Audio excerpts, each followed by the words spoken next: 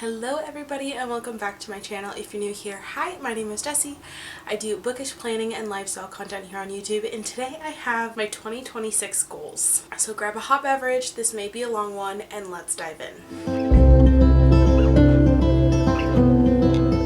So first, the easiest for me to go over is home, and our goal this year, well this winter, is to completely finish off our rooms. We did some redecorating and adding to our home, so we are currently in my office. My husband is a woodworking technician and he has worked in the cabinet industry for pretty much his entire career. He has built our built-in bookshelf behind you, which I'll insert a photo in, and so this room was painted and we pretty much overhauled this room, my office, and our 2 bedrooms. We have not done the trim, installed some French doors, but we don't have like hardware, baseboards, the crown molding, all of that is not done in these rooms. This one still needs a shelf. Our bedroom still needs nightstands, which my husband is currently building at the moment. So winter/2026 is finishing off these rooms completely. We have a few mini outdoor projects I think we're going to try and tackle this year. A few other things that we would like to do around our yard. We were going to put up a privacy fence this summer and we're still debating on doing that. Next though, I have my planner with all of my goals. I guess there are 6 kind of categories. We'll start with other because that kind of goes with home-ish. So I would like to do 1 creative project or hobby a month. So this is, I recently did a air dry clay project for my birthday. I had a bunch of people over and that's what we did, and it was really fun. And I do think that that could be something that I thoroughly enjoy doing. And there are a few things that I want to make, so we bought a bunch of clay so I have it, so I might as well use it. And I also really love to crochet. I love watercolor and a few other things, so just doing 1 hobby or something creative every single month as like a month-long project that I can dip into here and there when I feel like it, or just all at once. I also want to utilize my recipe box. So my husband built me a recipe box. We have a few cards in there, but we have a bunch of meals that we've kind of sampled and actually really enjoyed, and I would like to start utilizing that box more because we struggle when meal planning to think of meals, but we have a slew of meals, but we always forget. That kind of goes into health, I guess. So we will start with physical health, I guess. I would really love to stick to a meal plan. We were really good about this before we had our son. We would make a meal plan 2 weeks and we would just rotate the weeks for a month, and then we would come up with a new plan for the month after that. Yes, there were a few repeat meals from month to month, but we would at least slot in a new or a few new meals that we wanted to try again, but we would forget about them. So that's kind of where they, like, health and other kind of go together. I would like to move into mental and self-care health. So we really want to do date nights, whether that's once a week or once a month. We have really talked about this. At the end of the night, we recently got into the pit, which I'll get into a little bit later, and that's kind of been our show. We've watched it twice now. We did a few episodes during the Christmas holidays, and then we did a kind of marathon, if you will, New Year's Eve, and it was really fun. We really loved it. And at the end of the night together, where we sit down and we watch, we do a little marathon, or we play board games or a card game that we really love, because we haven't really been doing those things. So next is check-ins, which kind of goes along with date night and being a partner and a spouse, is check-ins. We do, again, we were very good about this before my son was born. But we used to do monthly check-ins for our finances and our relationship and life, and we've kind of fallen off the bandwagon of doing that, so we want to get back on that together.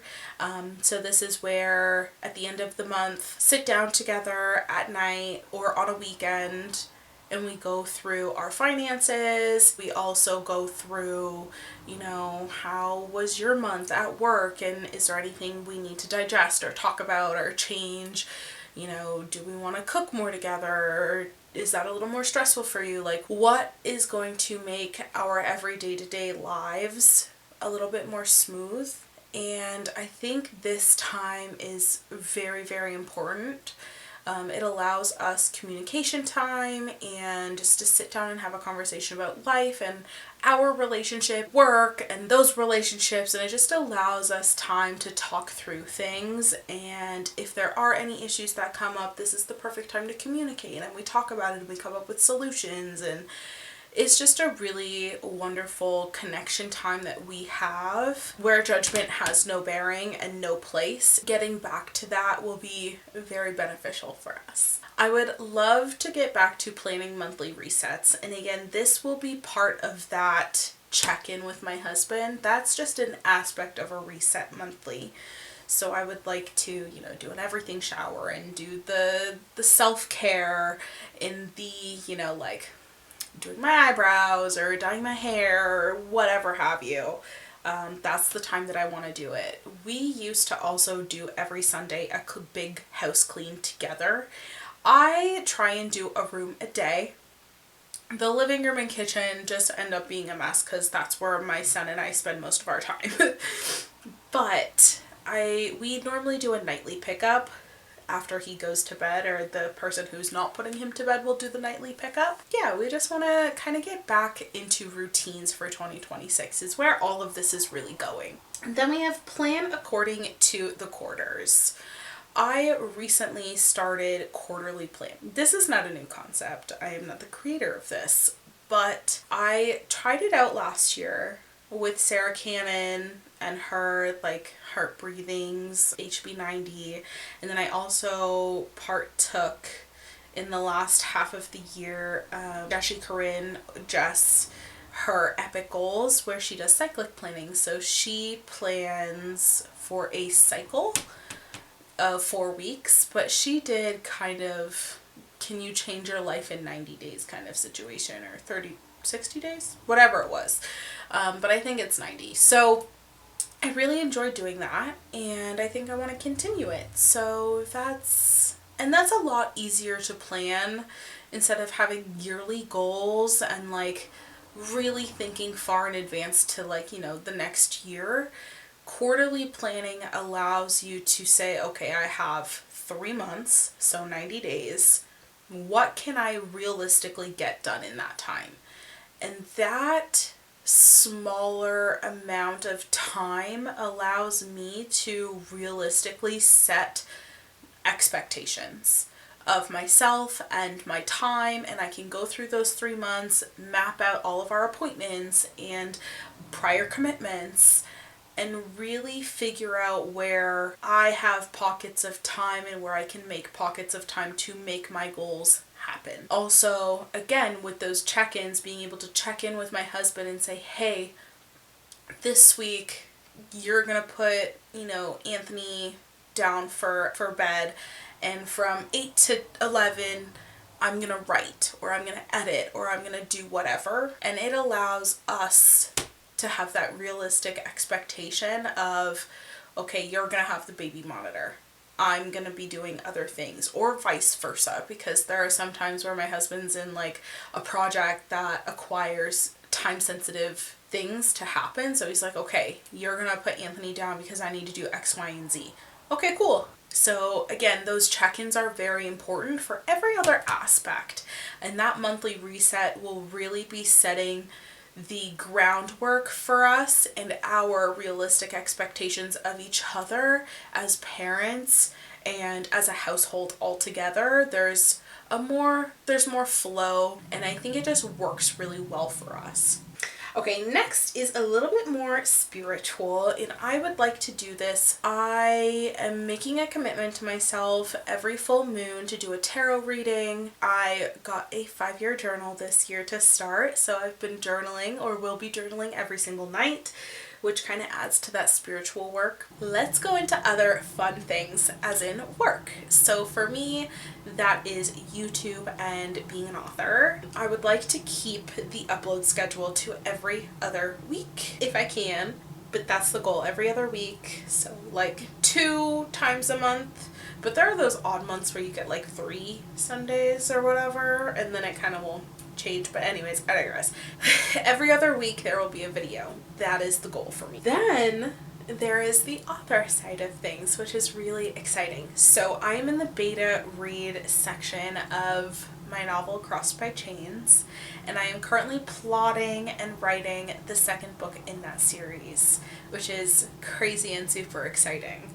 So I would love to publish Crossed by Chains this year, hopefully in the springtime. Have the 2nd book in that series to be released next winter. That is the publishing goal this year. And then I've been slowly working my way through Publish and Thrive, which is Sarah Cannon's publishing course that I purchased last year.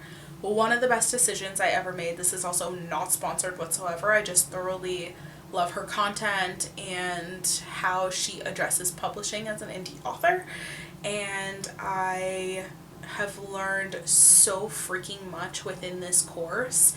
And she is very much like, if you're not at this stage yet, feel free to skip and come back, because once you purchase the course, you have it for a lifetime. So that's really exciting. So I'm going back into the parts that make sense for what stage I am in now.